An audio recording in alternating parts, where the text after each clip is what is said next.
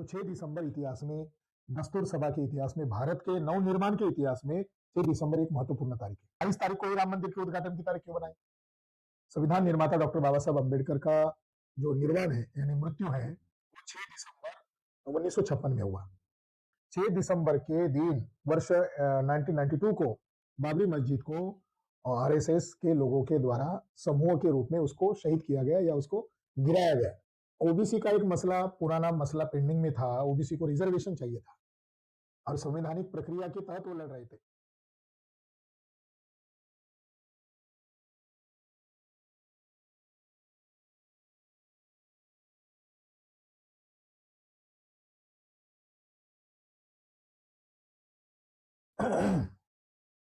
छह दिसंबर में इतिहास में बहुत महत्वपूर्ण कुछ घटनाएं हुई है।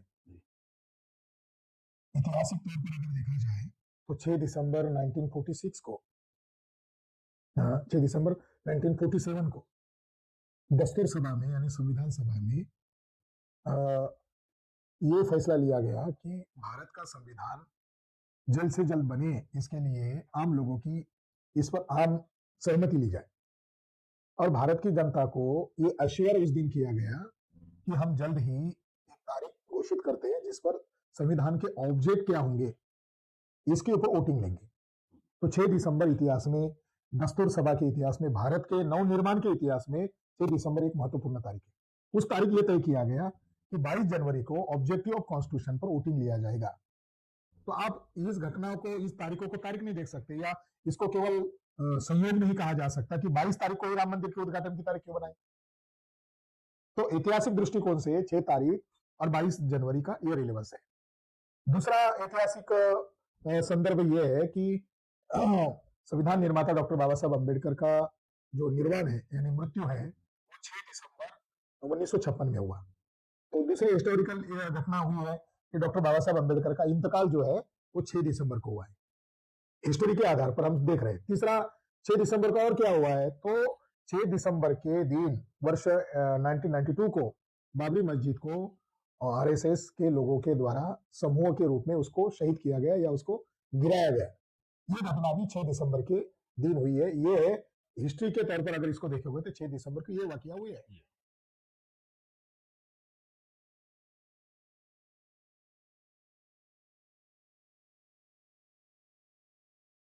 ओबीसी का एक मसला, पुराना मसला पेंडिंग में था। ओबीसी को रिजर्वेशन चाहिए था और संवैधानिक प्रक्रिया के तहत वो लड़ रहे थे। तो वीपी सिंह के द्वारा मंडल आयोग को लागू कर दिया गया, मगर मनुवादी लोगों ने, ब्राह्मण लोगों ने उसको लागू करने के लिए बहुत विरोध किया।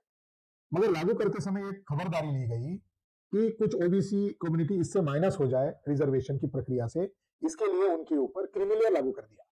तो क्रिमिनल लागू करना ये ओबीसी के खिलाफ बहुत बड़ी धोखेबाजी है और हो सकता है ओबीसी इसके खिलाफ फिर से बड़ा आंदोलन शुरू करेंगे तो ब्राह्मणों के लिए खतरा बन सकता है। इसको काउंटर करने के दावपेच का हिस्सा है बाबरी मस्जिद गिराना। केवल बाबरी मस्जिद, ये बाबरी मस्जिद गिराने का मामला नहीं है, हिंदू मुसलमान का मामला नहीं है, बल्कि लड़ाई हो गई थी ओबीसी बनाम ब्राह्मण। तो ओबीसी बनाम ब्राह्मण की जो लड़ाई थी, इस लड़ाई को दबाने के लिए ये मंदिर मस्जिद का विवाद के तौर पर ये विध्वंस का मामला खड़ा कर दिया गया।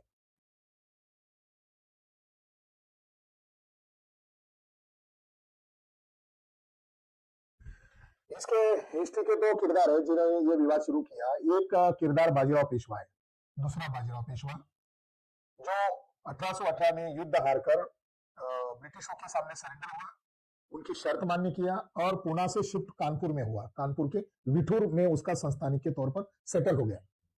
वो 8 लाख रुपए पेंशन लेता था। 1847 को उसको पैरालिसिस हुआ, 1851 का उसका निधन हुआ। उसके मृत्यु के बाद उसका जो दत्तक पुत्र था नाना साहेब पेशवा, ब्रिटिशों से डिमांड करने लगा कि मेरे बाप की 8 लाख रुपए का पेंशन मुझे दिया जाए। ब्रिटिश लोगों ने उसको इनकार किया। वो लंदन गया और वहां भी उन्होंने ईस्ट इंडिया कंपनी से लड़ाई लड़ा। तो ब्रिटिशों का कहना था कि तुम उसके बायोलॉजिकल पुत्र नहीं हो, तुम गोद में लिए हुए हो, इसलिए तुम्हारे ऊपर ये कानून लागू नहीं होता। अगर तुम उसके बाप की जायज औलाद होती तो तुम्हें वो पेंशन मिलता। इस वजह से उसने 2 प्लान सेट किए। एक प्लान, उसने अपनी शक्ति का काम किया। उस समय की जो मुगल सल्तनत थी उसके शहंशाह को उसने कन्विंस किया, शहंशाह की आर्मी का यूज किया। ये उसका पहला प्लान था। दूसरा प्लान उसका अलग था। वो दूसरा प्लान ये था, अगर हम हार जाते हैं तो फिर हम तो हमें मंदिर मस्जिद के विवाद की शुरुआत करनी होगी। 1857 का गदर हारने के बाद इन ब्राह्मणों ने मंदिर मस्जिद का विवाद तुरंत 1858 को शुरू किया। 1857 का गदर विफल हुआ।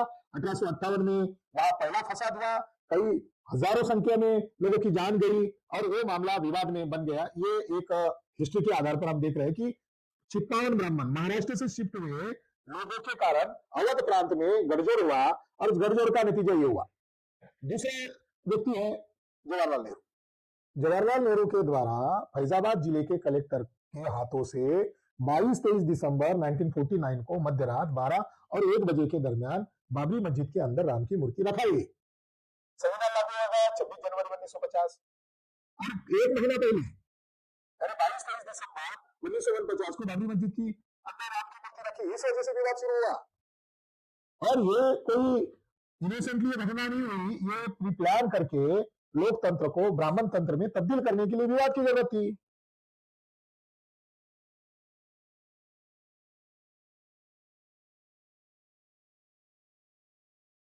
एक ये बात ये है कि 1250 पृष्ठों का जो जजमेंट दिया गया, वो जजमेंट कानून के किस आधार पर दिया गया है, ये पहली बात स्पष्ट की जाए कि उसका कानूनन ढांचा क्या है, उसके लिए कौन से एविडेंस आपने इस्तेमाल किए।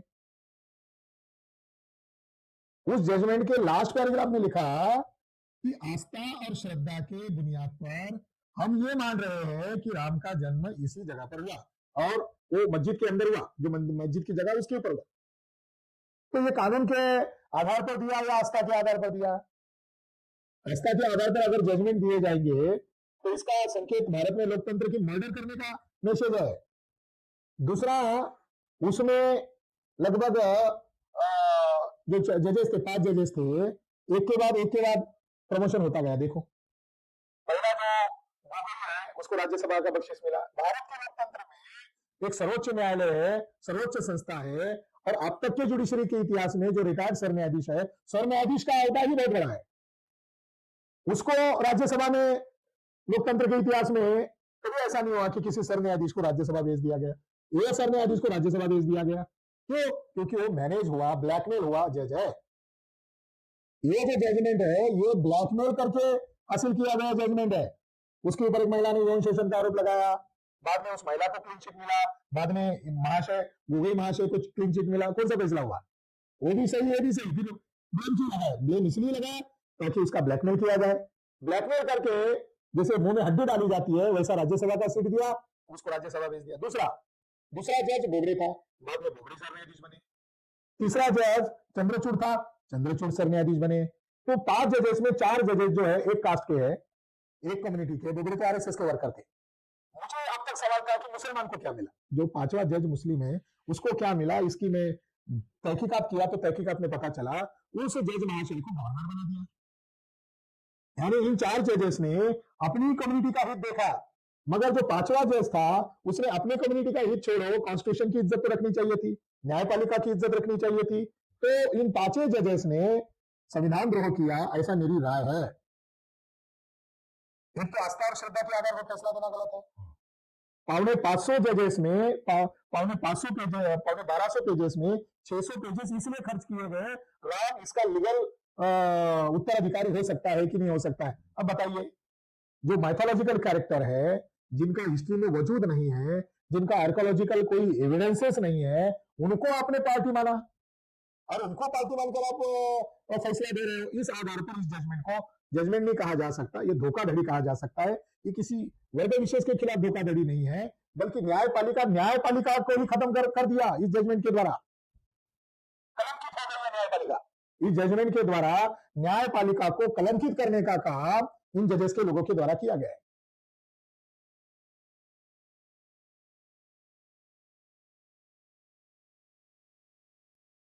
प्रधानमंत्री कह रहे हैं कि हमने उचित फैसला किया, सारे लोग उसको लैंडमार्क जजमेंट कह रहे हैं। मैं आपको बताना चाहता हूं कि 2002 में इलाहाबाद हाईकोर्ट की जज के द्वारा यह फैसला, ये ऑर्डर दिया गया था कि जो ढांचा गिराया है उसके नीचे कोई मस्जिद का या मंदिर का अवशेष है या नहीं है, इसकी तहकीकात करने के लिए भारतीय पुरातत्व सर्वेक्षण विभाग यानी एएसआई की ड्यूटी लगाई थी। 2002-2003 में एक्सकवेशन हुआ। एक्सेवेशन की रिपोर्ट पर इलाहाबाद हाईकोर्ट का कार्रवाई चला। उन्होंने क्या जजमेंट दिया? आस्था और श्रद्धा के आधार पर जजमेंट दिया। फिर एक्सेवेशन क्यों किया?